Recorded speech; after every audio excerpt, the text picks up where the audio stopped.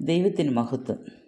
ഇരുട്ടിൻ്റെ അധികാരത്തിൽ നിന്ന് നമ്മെ വിടുവിച്ച് സ്നേഹസ്വരൂപനായ പുത്രൻ്റെ രാജ്യത്തിലാക്കി വെച്ച പിതാവായ ദൈവത്തിൻ്റെ നാമത്തിൽ എല്ലാ സഹോദരിമാർക്കും എൻ്റെ സ്നേഹവന്ദനം.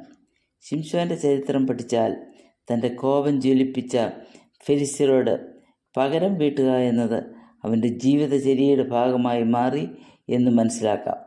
ഫെലിസ്ത്യരെ സംബന്ധിച്ചിടത്തോളം അവരുടെ ശത്രു ഒരു ജനസമൂഹമല്ലായിരുന്നു, ശിംശോൻ എന്ന വ്യക്തിയായിരുന്നു. അതുകൊണ്ട് ശിംശോനെ ഇല്ലാതാക്കുക എന്ന ലക്ഷ്യത്തിലേക്ക് അവരുടെ ശ്രദ്ധ കേന്ദ്രീകരിച്ചു. അവരുടെ ലക്ഷ്യപ്രാപ്തിക്ക് വേണ്ടി ഏത് അധാർമിക മാർഗവും സ്വീകരിക്കുവാൻ അവർക്ക് മടിയില്ലായിരുന്നു. പന്തയത്തിൻ്റെ ഉത്തരം ലഭിക്കുവാൻ വേണ്ടി ഫെലിസ്ത്യ യുവാക്കൾ ശിംശോൻ്റെ ഭാര്യയെ ഭീഷണിപ്പെടുത്തുന്നു. അവരുടെ ഈ പ്രവൃത്തി ശിംശോൻ്റെ കോപം ജ്വലിപ്പിക്കുന്നു.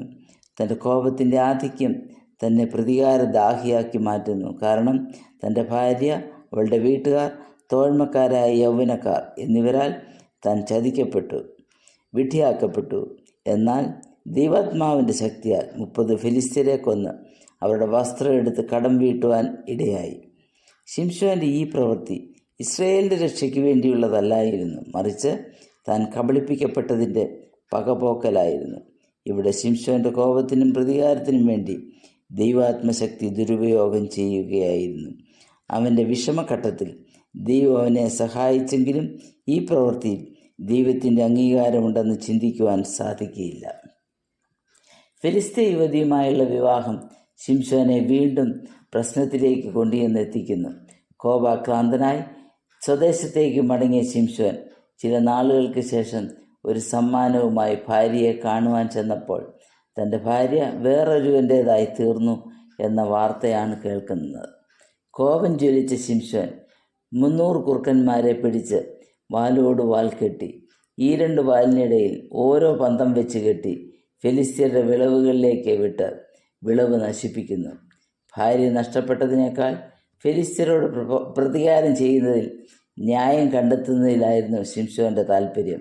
ന്യായാധിപന്മാർ 15:3. അവൻ്റെ ഈ പ്രവൃത്തി കാരണം തൻ്റെ ഭാര്യയും അമ്മായിയപ്പനും അഗ്നിക്കിരയായി.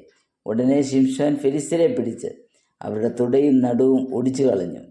ഈ പ്രവൃത്തികളൊന്നും സ്വജനത്തിൻ്റെ നന്മയ്ക്ക് വേണ്ടിയല്ലായിരുന്നു, തൻ്റെ വ്യക്തി താല്പര്യങ്ങൾക്ക് തടസ്സം നിന്ന് ഫെലിസ്ത്യരോടുള്ള പകപോക്കലായിരുന്നു. പ്രതികാരവും കോപവും ആയുധമാക്കി താൻ അക്രമം വിതച്ചു. സ്വാർത്ഥലാഭത്തിന് വേണ്ടിയുള്ള പ്രവൃത്തിയായതിനാൽ സ്വജനത്തിൻ്റെ ഇടയിൽ നിന്ന് പോലും സ്വീകാര്യത ലഭിച്ചില്ല.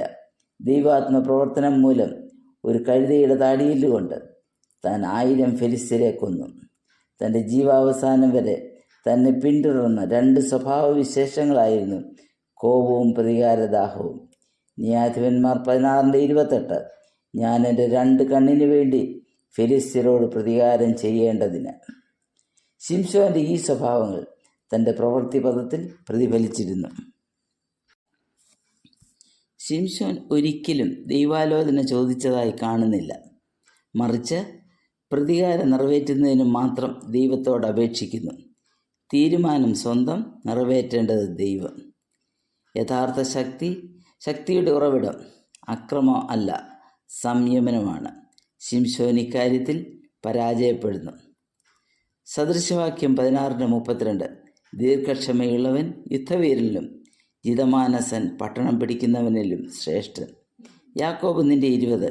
മനുഷ്യൻ്റെ കോപം ദൈവത്തിൻ്റെ നീതിയെ പ്രവർത്തിക്കുന്നില്ല. റോമാലേഖനം 12:19. പ്രിയമുള്ളവരെ, നിങ്ങൾ തന്നെ പ്രതികാരം ചെയ്യാതെ ദൈവകോപത്തിനിടം കൊടുപ്പിൻ. പ്രതികാരം എനിക്കുള്ളത്, ഞാൻ പകരം ചെയ്യുമെന്ന് കർത്താവ് അരുളിച്ചെയ്യുന്നു. ദൈവം ചെയ്യേണ്ട പ്രവൃത്തി ചെയ്യുവാൻ മനുഷ്യന് അവകാശമില്ല. ഇവിടെ ശിംശോൻ കോപവും പ്രതികാരവും ജഡത്തിൻ്റെ അഭിലാഷവും നിറവേറ്റുന്നതിന് വേണ്ടി ദൈവിക ശക്തി യഥേഷ്ടം ഉപയോഗിച്ചു. സ്വന്തം ആലോചനയ്ക്ക് മുൻഗണന കൊടുത്തു.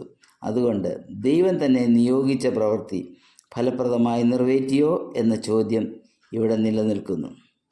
ഈ ചോദ്യം വിശ്വാസികളായ നമുക്കും നമ്മോട് തന്നെ ചോദിക്കാം. ദൈവനാമം മഹത്വപ്പെടുമാറാകട്ടെ.